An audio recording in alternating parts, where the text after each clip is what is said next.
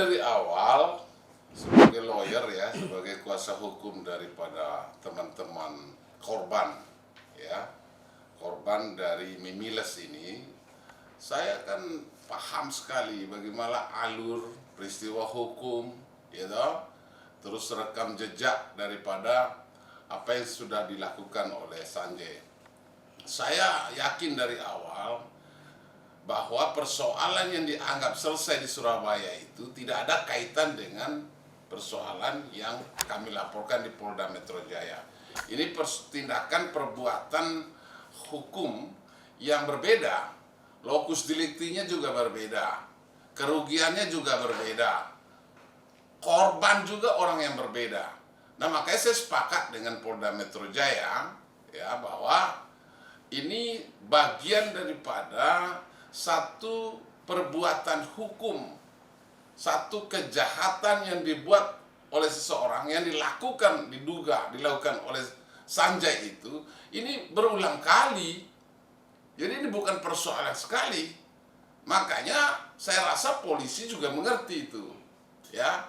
Jadi hukum tidak boleh berdasarkan satu pemikiran atau pertengkaran pikiran antara kita orang hukum, tapi hukum diatur dalam kitab undang-undang hukum pidana dan lalu kemudian diatur juga di acaranya, dan juga di undang-undang nomor 2 juga kepolisian diatur tentang bagaimana sistem penegakan penyelidikan dan penyidikannya dia, ya, manajemen penyelidikannya. Tentu saya rasa polisi juga bukan lembaga yang dianggap enteng ya, demi kemaslahatan orang banyak. Nah, polisi punya 3 moto: melindungi, melayani, dan mengayomi masyarakat. Tentu aduan masyarakat saya rasa ini kan kerugian hampir seluruh rakyat Indonesia ya, luar biasa ini. Nah, makanya penting bagi saya dan sangat yakin atas nama Panglima Hukum yang ada di negeri kita ini, saya yakin polisi dapat menyelesaikan itu. Tentu para pelakunya, karena dia ada pasal 55 turut serta. Oh, saya minta kepada pihak Kapolda Metro Jaya untuk supaya ini betul-betul dituntaskan dan para pelaku siapa saja harus ditindas dan dipidanakan. Jadi seperti itu. Iya, itu cara polisi dalam ruang penyelidikan ya. Jadi kan sebelumnya juga tidak boleh harus langsung ke titik objeknya seperti ke Sanjay. Sanjay kan mesti ada yang bantu. Ya. Makanya tadi ada pasal 55 tadi di ayat 1-nya bahwa barang siapa memang yang ikut serta baik langsung maupun tidak langsung toh, untuk membantu ya, terus memberikan ruang, memberikan waktu ya. Nah, seperti tadi kepala bank, pegawai bank, BCA, oh itu polisi sudah profesional manggil semua. Jadi apakah dilihat apakah SOP bank sudah sesuai dengan itu? Kan saya sudah bilang tadi, karena ada ini PPU-nya ada pencuciannya, nanti bisa dilihat kok ya kan, aliran dana itu kemana aja. Lalu kemudian waktu Sanjay waktu itu dapat tersangka dan sebagai terdakwa juga di persidangan di Jawa Timur, itu kan aliran dana dia masih jalan. Ya, seperti ada kaitannya kasus yang di Bu Elsa Sharif yang pernah juga saya tangani. Artinya ini bank saya rasa peluang besar juga turut serta ya, apakah melalui oknumnya. Nah, polisi good, luar biasa. Kita kasih aplaus sama polisi. Ya, siapa saja panggil yang kira-kira tadi terkait dengan masalah ini. Siapa tahu nanti ada orang di balik Sanjay sendiri yang dipercayakan menyimpan, menyalurkan uang hasil kejahatan itu. Itu penting kok. Ini langkah kepolisian ya. Kita sedikit agak tersenyum lah untuk kepolisian nih. Ya. Nggak pandang bulu. Dan tentu inilah harusnya kepolisian menunjukkan dirinya sebagai pengayom pelindung tadi ya, untuk rakyat kita yang tertindas seperti itu. Iya, saya memang ikut prihatin ya. Ini ikut prihatin kenapa? Karena ada seorang Sanjay yang hanya orang pengusaha biasa, yang pengusahanya juga masih dipertanyakan dalam tanda kutip seperti itu. Ini kok bisa 2 kali panggilan polisi dia abaikan, ya? Seharusnya ini kan persoalan yang sedang berjalan, ya. Kalau dia ulur waktu dengan alasan dalil apapun dia untuk tidak mau datang, takutnya dia nanti kan membangun narasi, membangun kebohongan, menyembunyikan alat bukti dan seterusnya. Dengan pemanggilan itu mestinya sebagai warga negara hadir sesuai dengan pemanggilan kepolisian. Nah, saya minta kepada polisian, terapkan ya SOP manajemen penyelidikan kepolisian sesuai Perkap nomor 6. Panggil dia, kalau tidak datang 2 kali, datang jemput dia. Ini kan luar biasa. Nah, mungkin Sanjay merasa bahwa inilah kebiasaan yang sudah dimainkan. Dia pikir hukum dapat diatur selama ini dengan uangnya. Tapi ini zaman Prabowo, ya, jangan main-main. Saya rasa kepolisian juga banyak membenah diri. Dan saya mau katakan kepada Bapak Kapolri, ya, tolong kasih atensi. Ini menyangkut kerugian rakyat Indonesia. Ini menyangkut tentang bagaimana kesengsaraan rakyat Indonesia ditipu, yang diduga dilakukan penipuan dengan modus investasi bodong, ya, memberikan angin-angin surga kepada rakyat Indonesia. Lalu kemudian rakyat menjadi korban. Rakyat sudah hidup susah, ya, kemudian ditipu. Mereka sengsara mengembalikan uang-uang orang yang sudah dipinjam karena tadi diberikan angin-angin surga. Nah, ini penting pemerintah harus punya rasa kepedulian yang tinggi sesuai dengan perintah undang-undang. Ini rakyat jangan dibiarkan. Jadi seharusnya pemerintah malu, ya, karena kita sebagai lawyer juga yang tidak dibayar melalui uang negara, kami mau mendampingi, mewakili dan memperjuangkan hak-hak rakyat ini. Jadi itu saya minta kepada Bapak Kapolri, tolong atensi. Dan semua pihak, lembaga pemerintah, ya, siapa memberikan izin pada dia ini sampai berulang-ulang membangun perusahaan yang sama? Harusnya kan ada rasa kecurigaan yang tinggi. Harusnya sudah dilakukan penyelidikan oleh lembaga-lembaga, ya, badan hukum. Ya, badan hukum kan dilahirkan oleh Dirjen AHU, Kementerian Hukum dan HAM. Harusnya mereka juga mengerti, ya, teriakan-teriakan rakyat selama ini. Nah, ini kita harus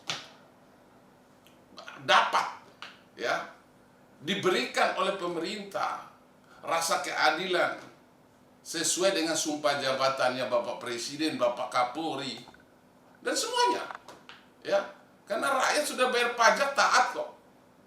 Ya, hasil bayar pajak tadi dikumpulkan di dalam APBN, ya.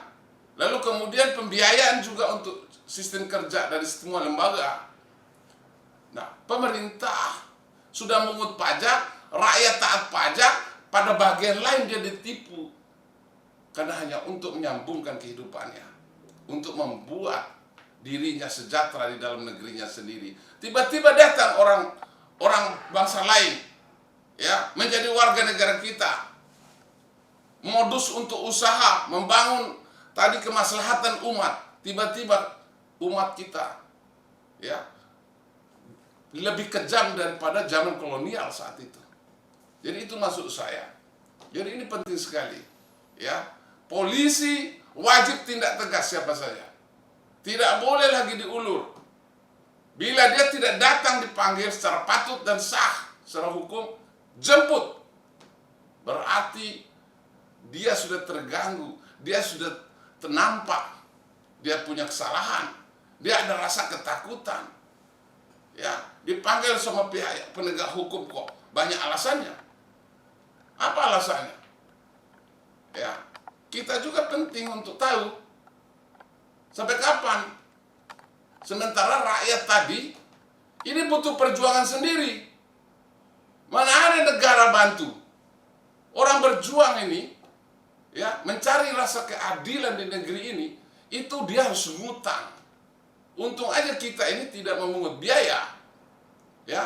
Tapi kan tidak semua kita harus layani ini semua, ya, untuk menghidupkan kita punya badan hukum kita atau law office kita punya. Nah, harusnya ini negara punya rasa malu terhadap rakyatnya. Jadi seperti itu. Ya, artinya bukan saja yang meremehkan, yang istilah kata yang hebat kalau bagi saya. Negara kalah dengan Sanjay. Harusnya kan begitu tuh. Mana ada sehebatnya Sanjay sebagai orang negara? Kan setiap warga negara ya punya persamaan di mata hukum. Nggak ada yang warga negara yang kelas 1 di negeri ini. Kami advokat aja tidak ada yang kelas 1. Semua warga negara dia harus taat pada hukum. Siapa saja itu. Nah, kenapa Sanjay bisa seperti ini? Berarti negara sudah kalah dengan orang-orang yang seperti ini. Itu aja menurut saya. Padahal korbannya banyak ya. Oh iya, pemerintah udah tahu kok itu. Ya. Pemerintah udah tahu kok. Kita kurang apa? Setiap lembaga ada intelijennya, ada bagian untuk menyelidiki segala sesuatu. Rumput bergoyang aja tahu, jarum jatuh di jerami juga tahu kok di negeri ini. Kenapa tutup mata? Ada kejahatan seperti ini. Berapa lama ini kasus ini dibuka? Tapi belum ada responsif dari lembaga-lembaga pemerintah. Yang notabene tadi mendapatkan uang dari negara, ya, untuk biaya untuk mereka makan, untuk mereka melakukan satu pekerjaan. Tapi ini sampai hari ini. Nah, artinya bukan saja yang hebat, sekali lagi saya katakan, tetapi rakyat yang telah kalah kepada orang ini. Mau jadi apa negeri ini? Nah, ini mohon kepada Pak Prabowo, ya. Kami hormat kepada Anda, Pak Jenderal, tetapi Anda telah disepelekan oleh satu warga negara yang diduga keras melakukan tadi, ya, penipuan, penggelapan dan pencucian uang. Sebagaimana sudah dilaporkan oleh klien kita, ya, melalui kantor hukum saya, Raidin Anom and Partner. Jadi seperti itu. Iya, sesungguhnya upaya-upaya ini sudah kita lakukan sejak lama. Apa sih yang nggak kita tembuskan? Wakil Presiden sudah. Presiden dari zaman Pak Jokowi sudah. KPK sudah. Anggota DPR RI sudah. Ya, apa? Jadi yang jalan cuma Polda Metro Jaya. Jadi biaya APBN, biaya negara selama ini pada lembaga-lembaga itu. Kementerian Hukum HAM kita sudah laporkan semua tembusannya. Seharusnya, ya, hemat saya, jika ada rakyat yang berteriak, semua lembaga terkait harusnya bergerak gunakan uang rakyat itu. Jadi itu seharusnya. Nah, makanya ini harus saya melalui wawancara ini saya mau katakan, halo Pak Prabowo, mana lembaga itu yang menghabiskan uang APBN selama ini? Iya, saya terima kasih. Ini Polda jalan. Nah, tapi kita lihat, kan begitu. Dan saya juga mau melihat, apakah Polda serius? Ya, harus serius dan cepat.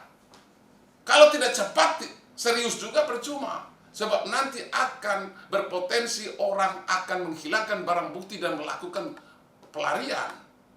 Jadi seperti itu toh. Nah, maka ikut KUHP yang ada. Ikut ketentuan hukum yang ada. Ya. Nah, rakyat sudah bosan. Ya. Belum satu hal lain timbul. Ya, masalah lain timbul. Jadi jangan rakyat hanya disuruh nonton sinetron di televisi gitu loh. Ya. Berseri terus. Ini kan rakyat jadi kegalauan rakyat itu akan timbul semakin besar. Di mana keyakinan rakyat atas kebanggaan dia terhadap alat negaranya yang sudah dibiayainya, ya, dari bangun tidur sampai tidur lagi. Di mana kebanggaannya? Nah, ini kita tuntut. Saya mewakili rakyat, saya mewakili publik, saya mewakili korban, ya, yang dirugikan, yang tertindas, yang dizolimi. Buktikan negara kalau memang Anda adalah wakil rakyat. Jadi seperti itu. Oh iya, kalau persoalan ijazah Jokowi itu kan, ya saya rasa nggak begitu penting. Ya, itu diselesaikan secara hukum, apalah, secara musyawarah mufakat juga jadi toh. Ya, karena hanya persoalan ijazah. Ya, tinggal itu diselesaikan pada ruang yang lain. Tapi ini persoalan nyawa rakyat, persoalan hidupnya rakyat, matinya rakyat. Harusnya ini lebih penting. Saya juga mau katakan sama teman-teman wartawan juga, ya, jangan hanya yang nggak penting itu diekspos. Menyangkut hajat hidup orang banyak itu penting, ya. Liput tentang rakyat yang tertindas itu penting. Nggak usah pilih-pilih. Ini soal-soal yang nggak penting malah yang jadi rame. Ini orang mau mati, ya. Rakyat sudah menangis. Bahkan ada yang gantung diri, ada yang bercerai dengan suaminya, ada yang disita rumahnya, ada yang dipecat dari pekerjaannya. Ini apa negara ini? Ya, jangan seperti itu ya. Jadi kita harus konsisten, pakai hati nurani. Ya, dari situ. Saya berharap lembaga hukum ya, khususnya lembaga hukum dan lembaga terkait tentang kasus ini, ayo dong, jangan tunggu dipanggil gitu loh. Hadir. Ini kan rakyat itu yang mesti dilayani. Rakyat tuannya. Ini rakyat suratin, nggak dibalas. Loh, kalau saya ilustrasikan satu hal tuh, pejabat ini kan pembantu rakyat. Loh, kalau saya sudah gaji orang, kerja di rumah saya, pembantu saya suruh-suruh, malah mereka yang tuan yang nyembah. Tuan apa? Istilahnya pembantu yang harus disembah tuannya, apa yang terjadi di negeri ini? Gimana? Makanya harapan saya cuma satu. Penegak hukum tanpa dipanggil harus sigap. Yang diselamatin siapa? Ya, rakyat nomor satu. Ya, jangan nggak cukup bukti. Apa nggak cukup bukti itu? Itu buktinya manusia terbengkalai. Buktinya manusia itu gantung diri. Buktinya manusia itu sudah menangis-nangis. Itu bukti awal tuh. Apa mau cari bukti apa? Inilah negeri kita ini, ya, karena mungkin pejabat, ya, sudah terlalu nyaman hidup dalam keseimbangan, mengatur dirinya itu, sehingga tidak tahu lagi sadar, tidak mengerti lagi siapa yang harus dilayaninya. Makanya banyak timbul problem saat ini tentang ketidakadilan di negeri kita. Nah, makanya saya minta kepada Presiden, Kapolri, ya, Ketua KPK, PPATK, Menteri Hukum dan HAM, ayo dong, Anda punya anggaran kok, tinggal pakai demi rakyat kok. Nggak ada yang salahin kalau Anda berbuat untuk rakyat. Apapun yang dilakukan negeri ini, negara untuk rakyatnya, itu direstui oleh Ibu Pertiwi. Percaya itu, karena kita menganut keadilan sosial bagi seluruh rakyat Indonesia. Jadi jangan lupa untuk subscribe Cumi Cumi. Ditekan ya tombol lonceng merahnya.